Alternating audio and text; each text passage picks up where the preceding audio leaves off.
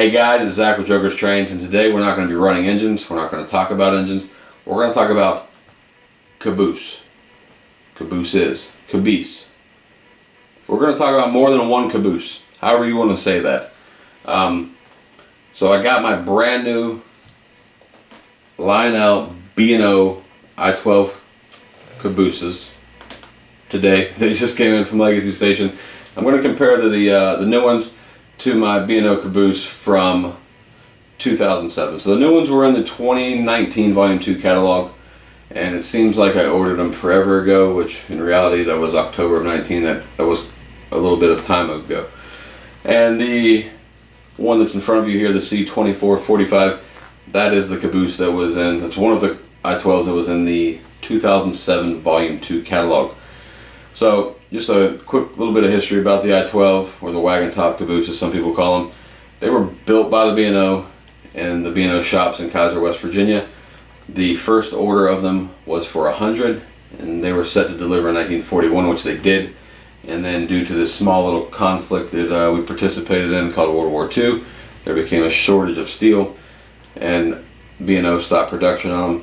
And then after the war, 1945, there was another 25 ordered and delivered. So in total, best I can figure, there was 125 B&O I12 caboose ever made. I assure you there's not 125 left. I do know that the caboose that's in front of you, the C2445, is the model of the prototype that's sitting in Grafton, West Virginia. I know this, I've been to it, I've seen it. That's one reason I have this caboose, because that is roughly 30 to 40 minutes where I'm from in West Virginia. So another thing that's unique about these particular caboose, and maybe even the extended vision caboose that Lionel made, if you didn't buy them originally, people think they're worth their weight in gold on eBay, OGR Forum, whatever the case is. Like, I paid a ridiculous amount of money for this caboose just because I've seen this one in person, and I don't quite understand the price jump on these. Yeah, they're great caboose, but they're not that great. So if you guys are looking to get some of the I12s, I suggest call Legacy Station or whatever hobby shop that you prefer. See if they ordered extras.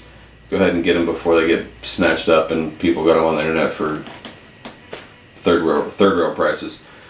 So just a quick little rundown of two major differences that I noticed just right out of the gate looking at these. So the caboose made in 07 is obviously a little bit darker red than the newer ones, and I kind of wish Lionel would have stuck with the darker red instead of the red that's on the new ones. I think the darker red has a little bit better look to it. And then the other glaring difference is the lanterns on the rear of the caboose on the 07 are painted red, the same color as the body of the caboose, and I'm pretty sure it's not right. I haven't been able to find a picture of them painted red to match the body. Now the caboose that came out in 2019, or was in the 19 catalog, the lantern on those are yellow, and I think that's correct. I think it's actually 100% correct. I'm sure some of you historians of railroad things will correct me. Keith, talking to you. Should be on the phone with me here shortly. And the caboose from 07, the 2445 here, it has a red LED in the lantern, and the new I12s have green LEDs. The red LED is actually bright, and the green LEDs in the new ones is very dim, and even it's so dim that even with the lights off, you have a hard time telling that the LEDs are shining. So I wish that maybe could have got a little bit brighter green, but not quite as bright as the red that you see there. But other than that, they're the same caboose. The 2007s obviously did not have LED lights in them, and they had a smoke unit in them. The 2019 caboose has LED lights and no smoke unit, so that's a good trade to me. I don't run smoke in the caboose anyways. So let me go ahead and get this 2445 pulled up out of the way, and we'll go over these 2019 I12s.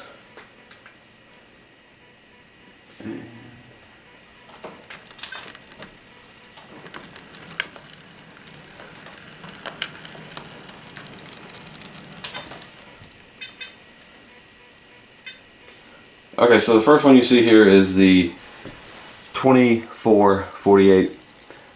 This is exactly how this caboose was painted and lettered for its delivery in 1941. Now, so the three that I ordered out of the 2019 catalog, they're all different road numbers, but they also show a different marking on them. So the markings represent the original delivery style, and then there was 2 repaints afterwards. I'll show you the difference. I mean, they're pretty easy to see. But here on the first caboose, obviously you see it says Baltimore and Ohio above the bay window, and you got the logo Herald on the left side of the bay. It's just the B&O and the Capitol Dome, which to me is the best B&O logo Herald, but that's my opinion. So as I said, these cabooses have LEDs in them, no smoke unit. They do have what Lionel considers a detailed interior. I'm going to call it semi-detailed because there's really just 2 chairs and a table. That's about it. It's painted green inside. And then you got 2 people, 1 person on each side, sitting in the bay window. So far, I like these a lot. The only thing that I've noticed is the same thing that I've heard about some of the milk cars, well, I guess all the milk cars, is the new couplers that Lionel's using. They don't quite line up right, which is true to these cabooses. They don't quite line up right with older Lionel couplers. It looks kind of like a funny look to them, but they do line up perfectly with themselves. But I can get these to couple to other cars, unlike what everybody's saying about these milk cars not coupling. So we don't have that issue with them. Once we get through the last caboose, I'll go back and I'll show you some of the markings that Lionel put on the side, which I thought were kind of unique. I don't know if Lionel's always that detailed with their markings, but I will move it up to the second one. So the second one here is C2406, and this marking scheme represents the repaint that they did from 1945 to 1955. So obviously you see it's Baltimore and Ohio above the window, but the logo Herald is switched to the linking 13 great states with the nation around the B&O and the Capitol Dome. That's my least favorite logo Herald that the B&O used. I personally like just the B&O and the Capitol Dome, but this is how they were repainted according to Lionel. So I'm going to go with Lionel is probably right and got this one right. I know sometimes they don't, but I think they might have got this one right.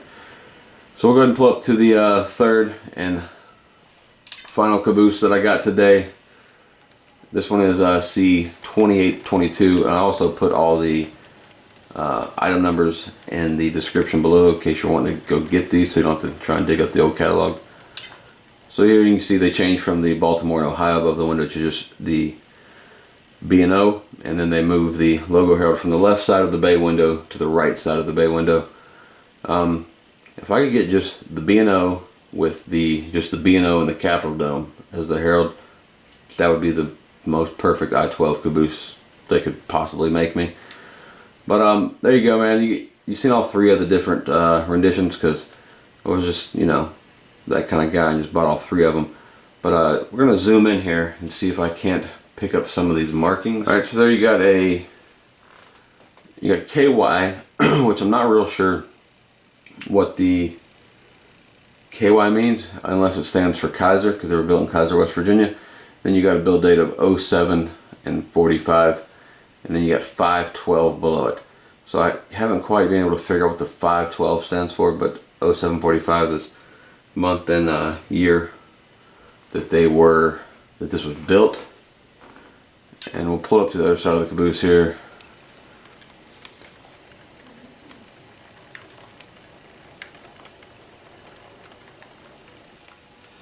You got a build date where it actually says BLT. It's pretty easy to figure that one out. 745. Now the one that I thought was really interesting was the second caboose. I'll go ahead and back it up to the second one so you can see what I'm talking about. So there you go, the build date of 1241. Then you got RPKD of 7/14/48, and then B&O below it. And I'm assuming that's the build date it was the original, one of the original 100s that was delivered to the B&O of 12/41, and then you have the repaint date of 7/14/48. Now, I'm assuming that's what that means. Pretty sure I'm right. I have no way to verify that that's accurate, but I thought that's the first time I've seen something like that. Like, everybody's seen build dates on a lot of these cars, but I've never seen where, you know, you had a repaint date on there.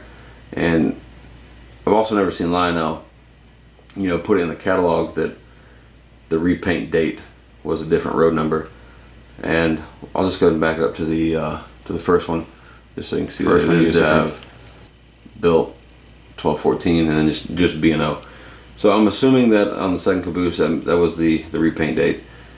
Now,